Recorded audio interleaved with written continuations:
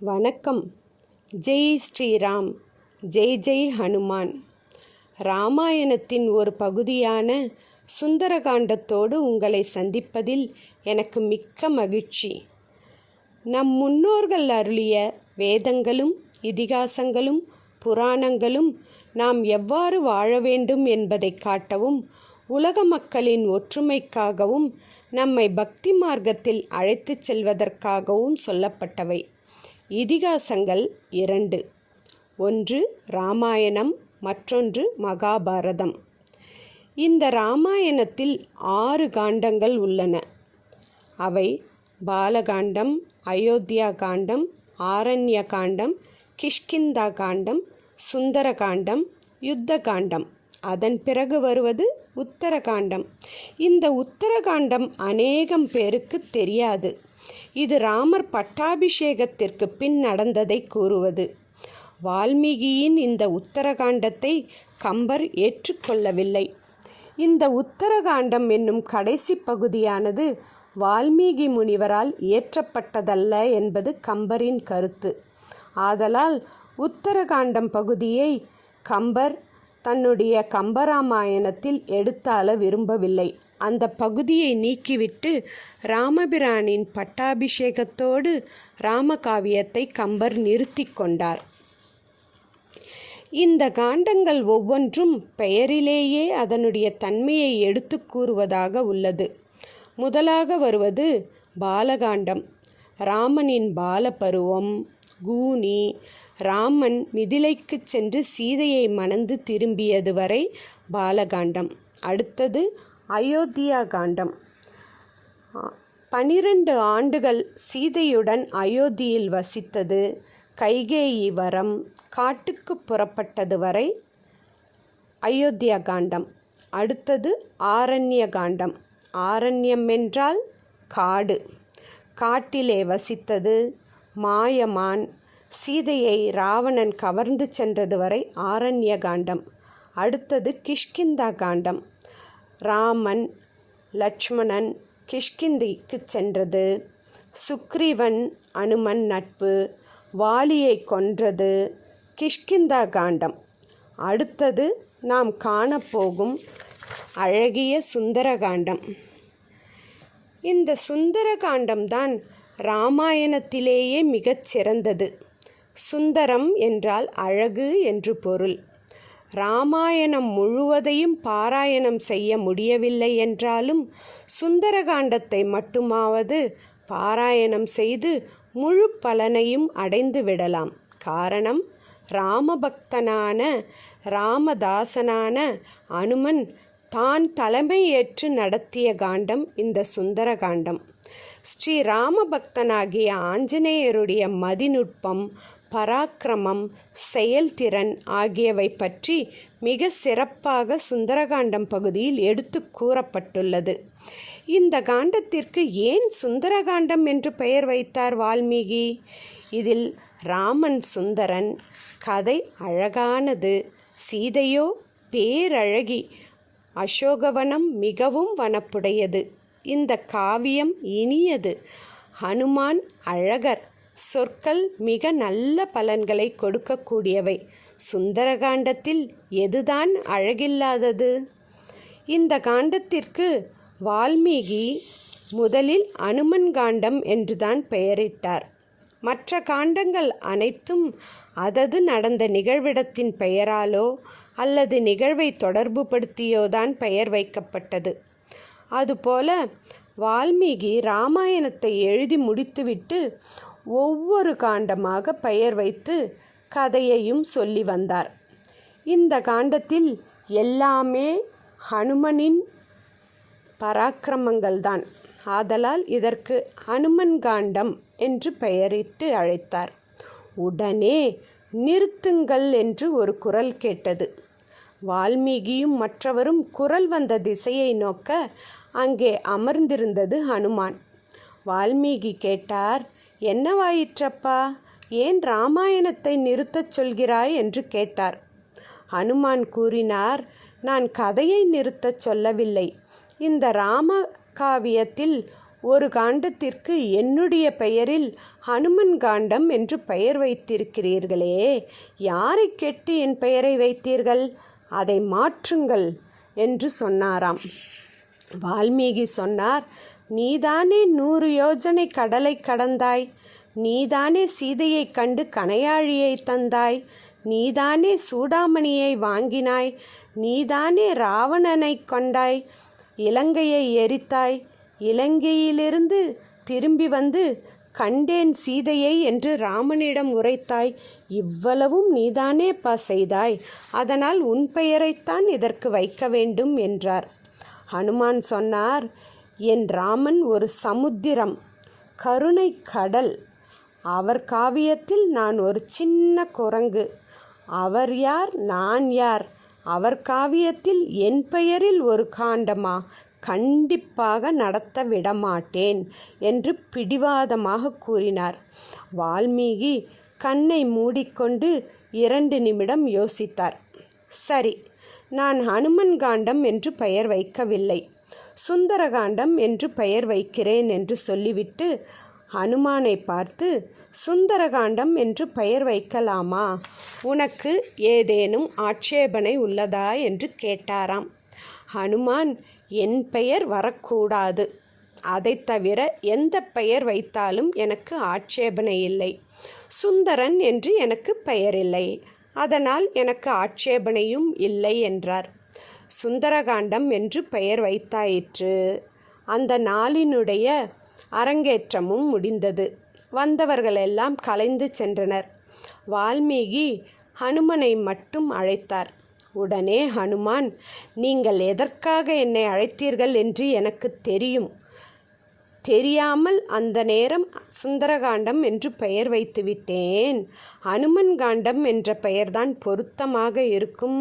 எனவே பெயர் மாற்ற அனுமதி கேட்கப் போகிறீர்கள். அதெல்லாம் கிடையாது, வைத்தது வைத்ததுதான். சுந்தரகாண்டம் என்றே இருக்கட்டும் என்றார் ஹனுமான். வால்மீகி சொன்னார், நான் ஒன்றும் பெயரை மாற்ற அனுமதி கேட்டு உன்னை நிற்கச் சொல்லவில்லை, உனக்கு நன்றி கூறத்தான் உன்னை நிற்கச் சொன்னேன் என்றார். ஹனுமான், எனக்கு எதற்கு நன்றி என்று கேட்டார்.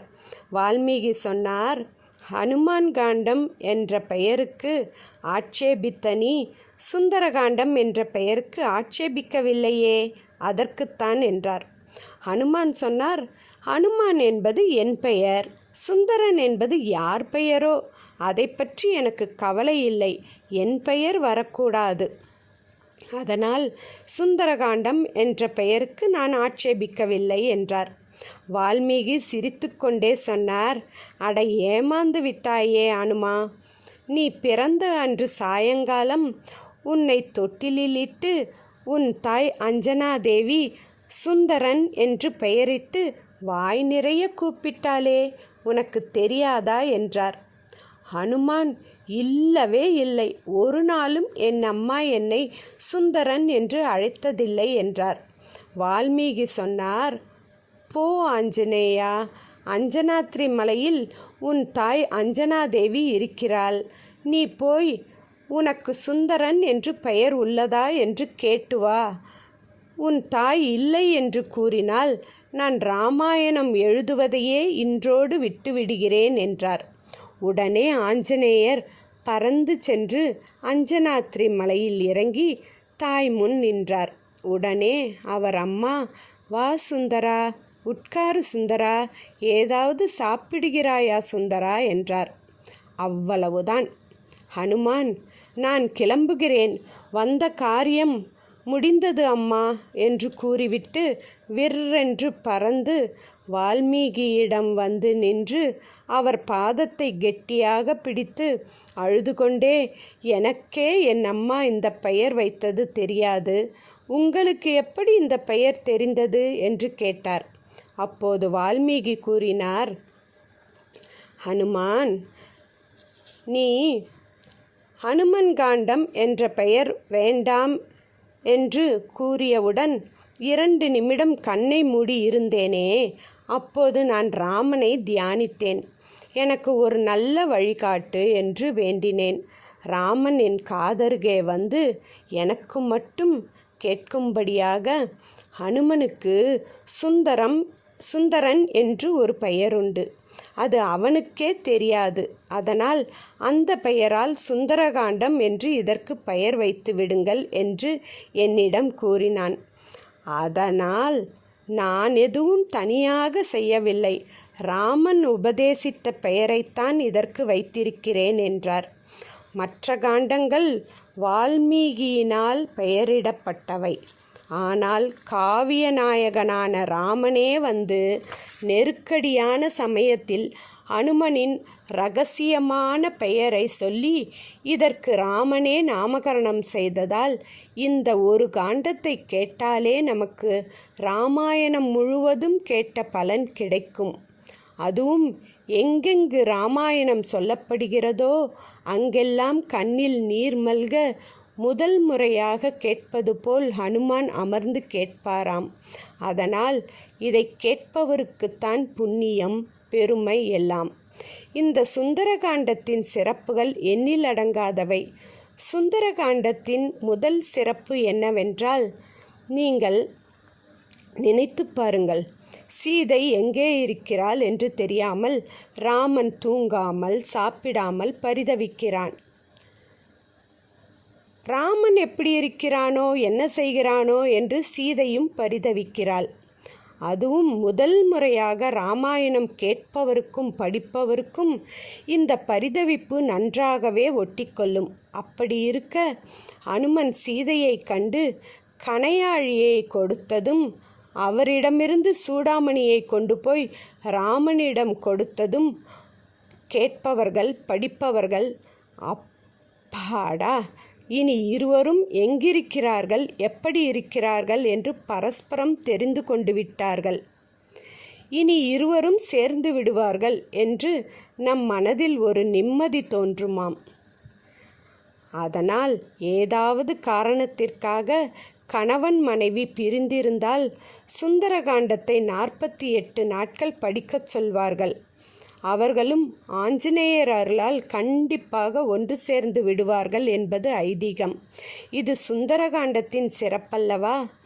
அடுத்தது, ஹனுமான் இராமாயணத்தை யார் சொன்னாலும் கேட்பவர், ஆனால் சொல்பவர் அல்ல. ஆனால் இந்த சுந்தரகாண்டத்தில் அசோகவனத்தில் சீதை தன் உயிரை விட தீர்மானித்த போது ஆஞ்சநேயர் மரத்தின் மேலிருந்து கொண்டு சீதைக்கு சுந்தரகாண்டம் வரை உள்ள இராமாயணத்தை தன் வாயினால் கூறினார். இது மிகவும் சிறப்பானதல்லவா? மேலும் இந்த சுந்தரகாண்டத்தில் இலங்கையிலிருந்து மீண்டும் மகேந்திரமலை திரும்பிய அனுமானிடம் வானரங்கள் அனைத்தும் நடந்ததை கூற வேண்டிய போது சுந்தரகாண்டம் முழுவதையும் தன் வாயினால் விவரித்தார் ஆஞ்சநேயர். இதுவும் இதற்கான ஒரு சிறப்புதானே. மேலும் ஐம்புலன்களையும் அடக்க வேண்டிய நாம் பஞ்சபூதங்களுக்கும் கட்டுப்பட்டவர்கள். நீர், நிலம், ஆகாயம், காற்று, நெருப்பு என்ற பஞ்சபூதங்களையும் நாம் கட்டுப்படுத்த வேண்டுமென்றால் நாம் ஆஞ்சநேயரை தியானம் பண்ணினால் போதும், எல்லாமே கட்டுப்படும். ஏனென்றால் சுந்தரகாண்டத்தில் ஹனுமான் இந்த பஞ்சபூதங்களைத்தானே கட்டுப்படுத்தினார். 5லே 1 பெற்றான், 5லே 1 தாவி, 5லே 1 ஆறாக 6 உயிர் காக்க ஏகி, 5லே 1 பெற்ற அணங்கை கண்டு அயலார் ஊரில் 5லே 1 வைத்தான், அவன் எம்மை அழித்து காப்பான் என்று கம்பராமாயணத்தில் இந்த சுந்தரகாண்டத்தை ஒரு சின்ன செய்யுளில் அடக்கிவிட்டார் கம்பர். அதாவது ஐம்பூதங்களில் ஒன்றான வாயுவின் புதல்வனான ஹனுமான் 5லே 1 கடலை, அதாவது நீரை தாவி, 5லே 1 ஆகாய வழியிலே சென்று, 5லே 1 நிலமகலாம் சீதையை கண்டு, 5லே 1 நெருப்பை இலங்கைக்கு வைத்தான், அவன் நம்மை காப்பான் என்று முடித்துவிட்டார். சரி, இந்த சுந்தரகாண்டம் எங்கே தொடங்குகிறது? ராமன் சீதையை தேட சுக்ரீவனின் உதவியை நாட, சுக்ரீவன் தன் வானரப்படையை சிறு சிறு படைகளாக பிரித்து 4 திசைகளுக்கும் அனுப்பி சீதையை தேடச் செய்தான். அதில் தென் திசைக்கு சென்ற வானரப்படையில் அனுமன், அங்கதன், ஜாம்பவான் போன்றோரும் இருந்தனர். அவர்களுக்கு எங்கேயும் சீதை கிடைக்காததால் சோர்ந்து போயினர். அவர்கள் தேடிக்கொண்டே மகேந்திர பர்வதத்தின் அருகில் வந்துவிட்டார்கள். அப்போது அந்த வானரப்படைகள் பேசிக்கொண்டனராம், நம்மால் சீதையை கண்டுபிடிக்க முடியவில்லையே, ராம கைங்கரியம் பண்ண முடியவில்லையே, ஜடாயுவாவது பரவாயில்லை, ராமனுக்காக தன் இன்னுயிரை விட்டது, நாமும் சீதையை கண்டுபிடிக்க முடியவில்லை என்றால் நம்முடைய உயிரை மாய்த்து கொள்ளலாம் என்று பேசிக்கொண்டன. அப்போது பக்கத்தில் சம்பாதி என்று ஒரு கழுகு, வயதானதால் தன் சிறகுகள் பீந்து போய் கிடந்தது. அது வானரங்களின் பேச்சை கேட்டுக்கொண்டிருந்தது. உடனே அது வானரங்களின் அருகில் வந்து, என்னவாயிற்று, ஏன் என் சகோதரன் ஜடாயுவின் பெயரை கூறினீர்கள் என்று கேட்டது. வானரர்களும் ஜடாயுவின் கதையை கூறி தாங்கள் வந்த நோக்கத்தையும் கூறின. உடனே சம்பாதி என்ற அந்த கழுகு தன் கூரிய கண்களால் தென் திசையை ஊடுருவி பார்த்தது. கழுகின் கண்கள் மிக கூர்மையானவையன்றோ, வெகு தொலைவு அதனால் பார்க்க முடியும். அதற்கு தென் திசையில் அசோகவனத்தில் சீதை இருப்பது மங்கலாக தெரிந்தது. வயதாகிவிட்டதல்லவா, அது தென் திசையில் கடல் கடந்து சீதை இருப்பதை சொன்னது. உடனே வானரங்கள் கடல் கடந்து போய் சீதையை கண்டுபிடிக்க எண்ணின. ஆனால் கடல் 100 யோஜனை தூரம் உள்ளது. 1 யோஜனை என்பது 10 மைல், 100 யோஜனை என்பது 1000 மைல். இதை யார் தாண்டுவது? எவருக்கும் அந்த சக்தி இல்லை. ஆஞ்சநேயரும் எதுவும் சொல்லவில்லை. ஜாம்பவான் பார்த்தார். தனக்கு இருக்கும் சாபத்தினால் ஹனுமானுக்கு தன்னுடைய ஆற்றல் தெரியவில்லை என்று புரிந்து கொண்டார். ஆஞ்சநேயருக்கு அருகில் சென்று அவருக்கு இருக்கும் ஆற்றலை எடுத்துரைத்தார். உடனே ஆஞ்சநேயர் வீறு கொண்டு எழுந்து மகேந்திர பர்வதத்தின் உச்சியிலே ஏறி நின்று தென் திசை நோக்கி பறக்க ஆயத்தமானார். இதிலிருந்துதான் சுந்தரகாண்டம் தொடங்குகிறது. இனி அடுத்து வரும் ஆடியோவில் சுந்தரகாண்டத்தை முதலிலிருந்து காணலாம். ஜெய் ஸ்ரீராம். சீதா லட்சுமண ஹனுமத் சமேத ஸ்ரீராமனுக்கு ஜெய்.